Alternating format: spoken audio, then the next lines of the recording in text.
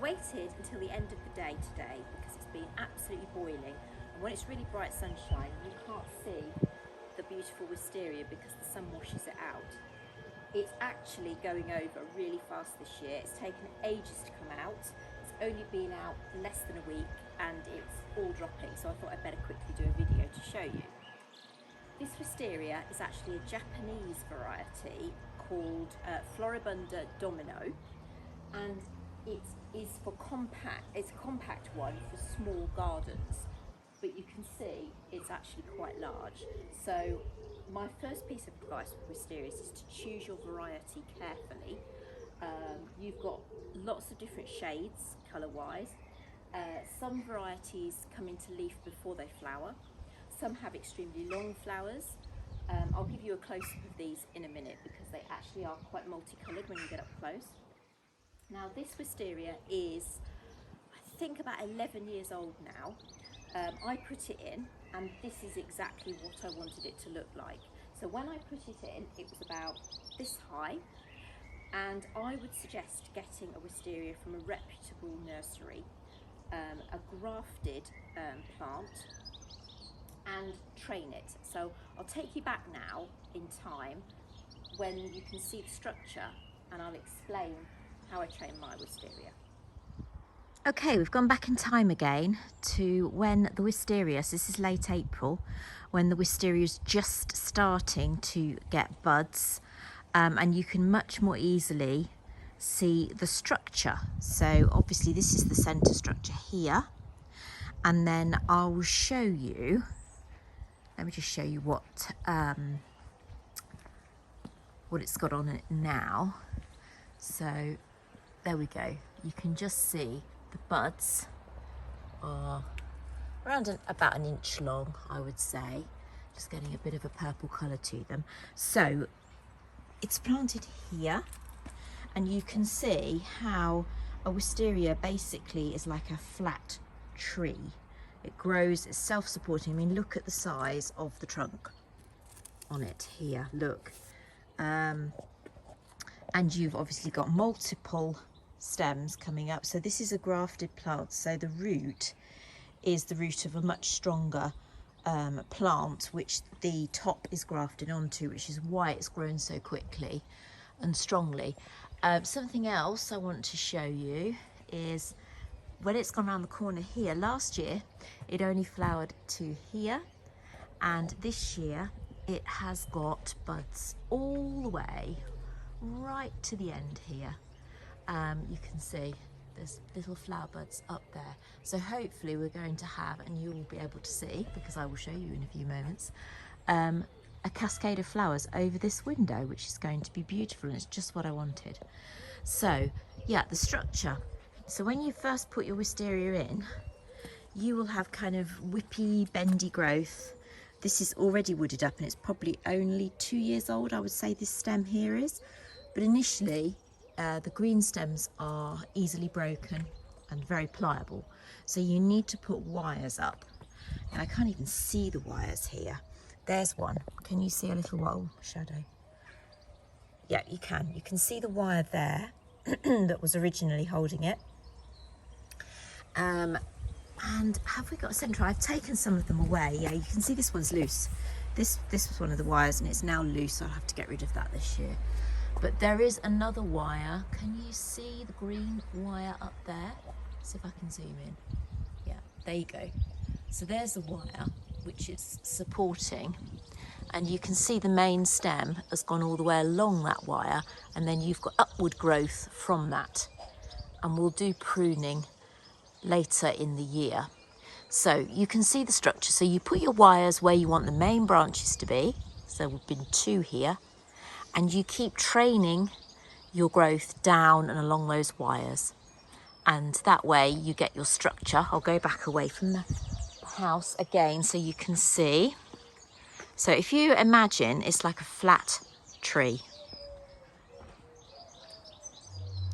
So as you can see, this wisteria goes all the way along the length of my house to here, which was where I've cut it off. And I've recently trained it, as I explained in the previous video, along the top here, and I'm intending it goes all the way to the end of this wood pergola bit that I've got here as well. So we've actually got flowers over the doorway, which we haven't had before, and there are some more to open, I think, just on the end. Now I think I will do pruning in a separate video, because it's not complicated, but you need to do it right. If you don't prune wisteria correctly, you will end up with a plant that's well away from the wall and it doesn't have as many flowers on. As you can see, mine has lots of flowers. Now my husband actually prunes it, but I know how he does it, and he obviously does a really good job, doesn't he?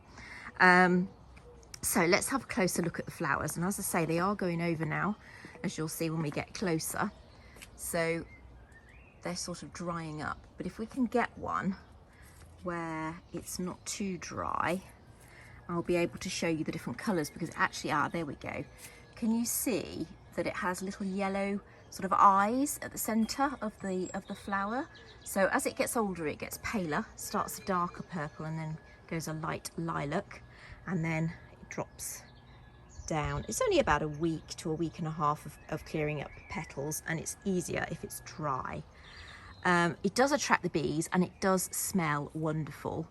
I don't know if that's for every wisteria, but mine certainly does smell gorgeous. So there's the main stem, and then, as I showed you before, we will get, I'll just show you actually, because this is a good example, the whippy growth now. Can you see at the top? This is what will all need pruning in about a month, 6 weeks time. We usually do it. So there's another one here. Look, this is another good example of a piece, whippy growth. So the mistake that people make basically with pruning is they will cut growth right back to the main stem to keep the plant neat, but you need to leave some new growth on to get flowers. So these leaves are new, and I would leave maybe 3 to 4 of those on. So just get rid of the very end of that, leaving 3 or 4 leaves. But I will come back to pruning another time, so I'll show you when it's in full leaf. Now the best thing about wisterias is that they are self-supporting, so they do not damage your brickwork. I get lots of people asking me that question. They don't damage your bricks. As for damaging your foundations, well, this house does not have foundations, because old houses, this house was built in 1731, they're built on slate slabs. So the walls are just sitting on the floor, basically. However crazy that might seem, even though I've got a 3-storey house. So I couldn't tell you whether they damage modern foundations, but as you well know, they grow up lots of houses, and they have done for hundreds of years, and I've never heard of a house being destroyed by a wisteria. So as you can see, I've decided to show you how we trim the wisteria. It's now late June, and as you can see, the flowers are all gone and the garden is in full bloom. Now the wisteria sends out lots and lots, and the ones over the window here are a good example of new green shoots, and these are what you have to deal with. There's loads there, can you see them all? If you don't want your wisteria to stand away from the house and get out of control, and it also helps to produce more flowers. So what you need to do is decide what you want to do with each new growth. So when it's new, this is grown all in the last month, it's nice and green and bendy, and you can, if you've got gaps in your wisteria, it's a new wisteria, you can tie it back, and that will become a main stem like these here.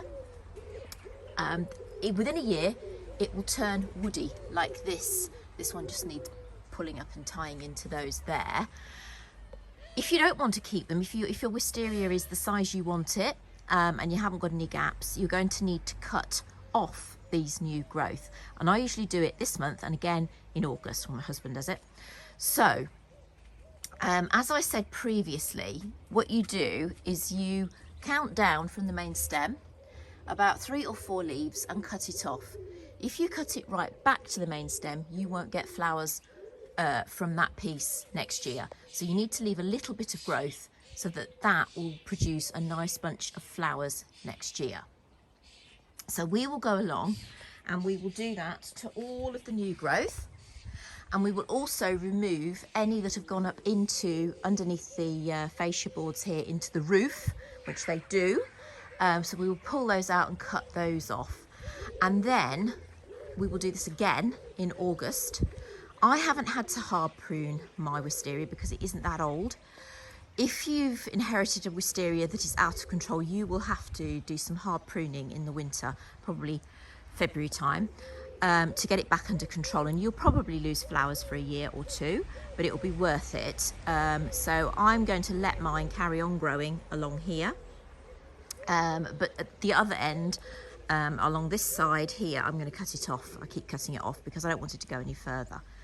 So there's a quick and hopefully easy guide to pruning.